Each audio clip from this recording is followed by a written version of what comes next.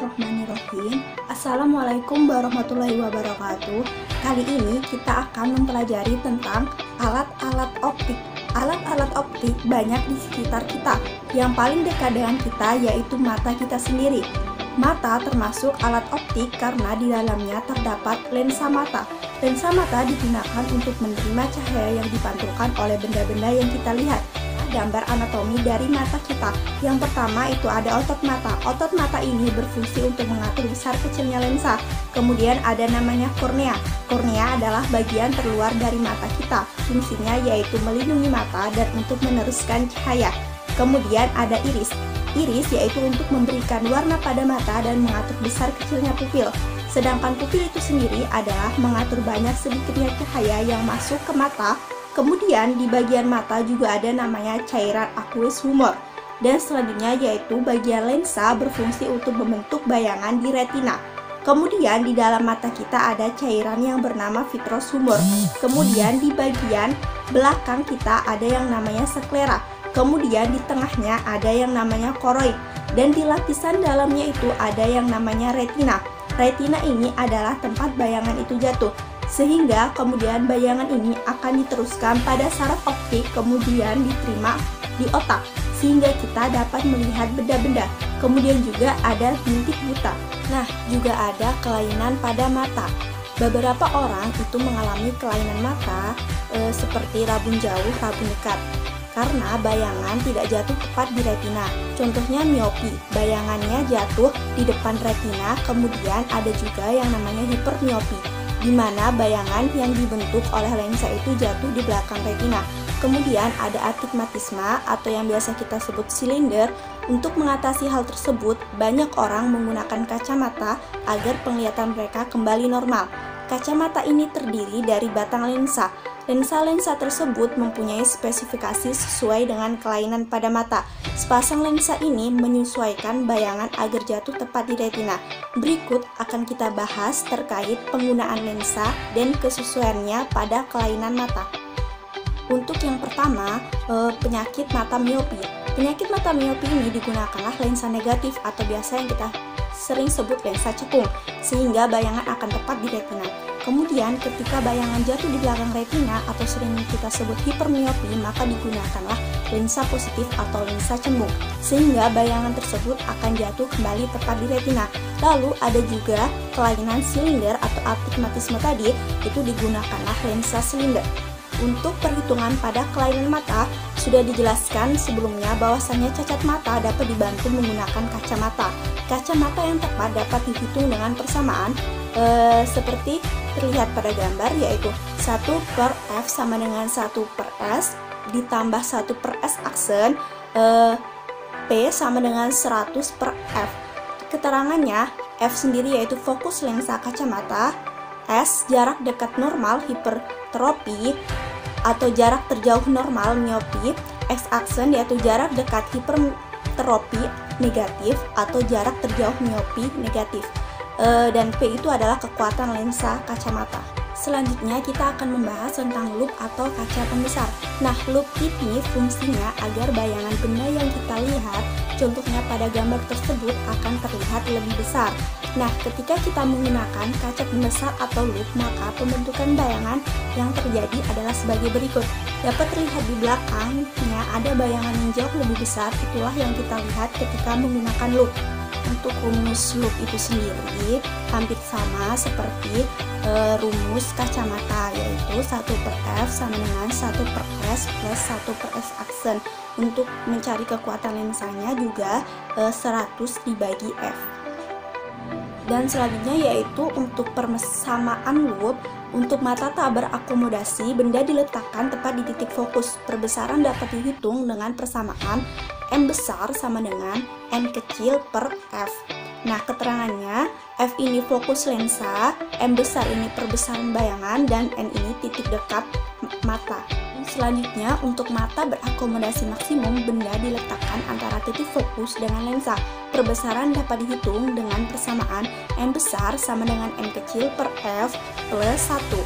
Keterangannya tadi tetap sama, yaitu F sebagai fokus lensa, M besar sebagai perbesaran bayangan, dan N kecil adalah titik dekat mata. Nah, selanjutnya yaitu mikroskop.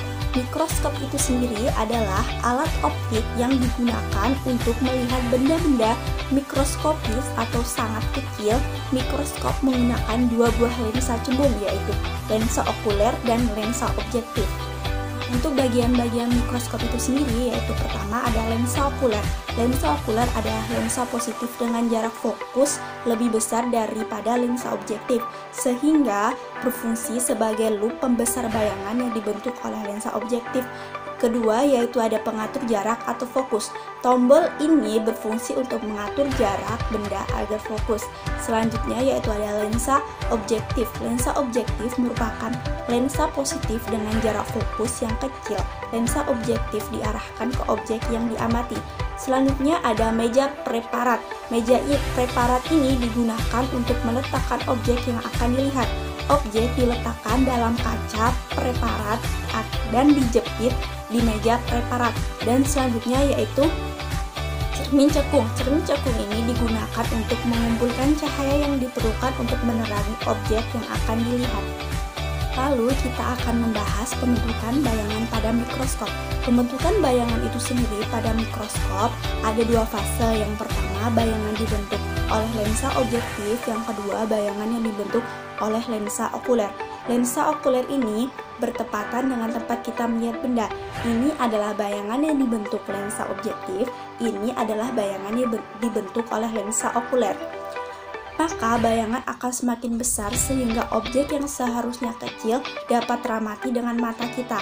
Ada mata yang berakomodasi maksimum dan ada mata yang tak berakomodasi, tentu dengan pembentukan bayangan yang berbeda. Pada mikroskop itu sendiri, pada mata berakomodasi, panjang mikroskop sama dengan S aksen objektif plus S okuler. Perbesaran bayangan M besar sama dengan M besar objektif dikali M besar okuler. Dan perbesarannya sama dengan S aksen objektif per S objektif dikali M kecil per F okuler ditambah 1. Nah, pada mata tak berakomodasi, panjang mikroskop sama dengan X aksen objektif plus F okuler. Perbesaran bayangannya M besar sama dengan M besar objektif dikali M besar okuler. M besar, jadi perbesarannya sama dengan X aksen objektif per S objektif dikali M kecil per F okuler. Selanjutnya kita akan membahas tentang teleskop. Teleskop ini adalah alat optik yang berguna untuk alat bantu dalam melihat dan mengamati benda-benda yang ukurannya jauh sehingga akan tampak lebih jelas.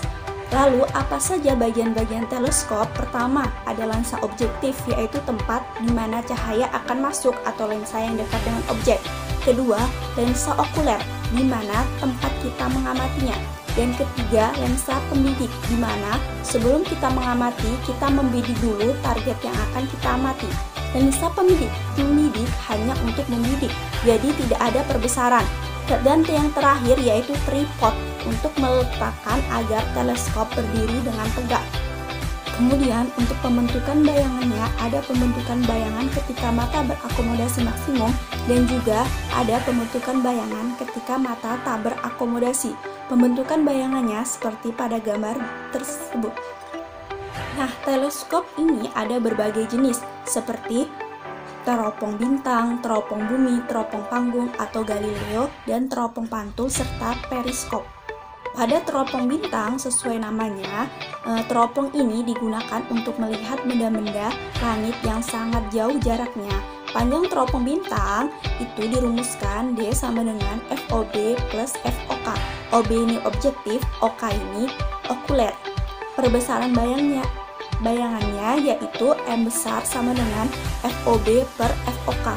Ya, untuk teropong bumi, teropong ini digunakan untuk melihat objek yang jauh di permukaan bumi. Teropong ini memiliki 3 lensa.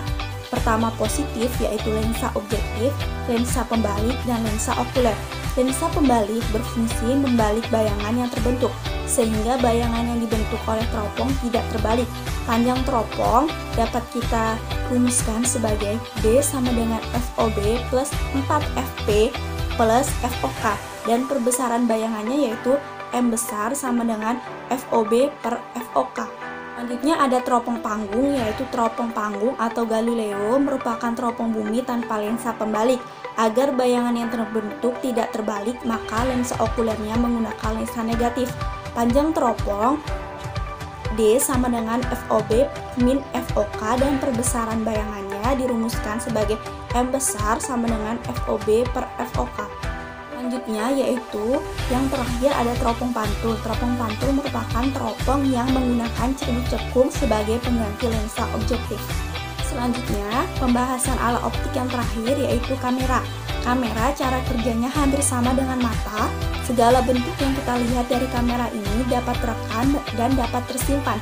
Komponen-komponen pada kamera, pertama ada lensa berfungsi untuk membentuk bayangan, kedua ada aperatur tempat masuknya cahaya, ketiga ada diafragma untuk mengatur besar kecilnya celah pada kamera, keempat ada shutter, kelima ini adalah yang membedakan kamera yaitu film. Film tempat bayangan akan ditangkap sehingga nantinya dapat diabadikan. Kemudian itulah bayangan tersebut. Jadi itulah tadi pembahasan saya tentang materi alat-alat optik, semoga bermanfaat.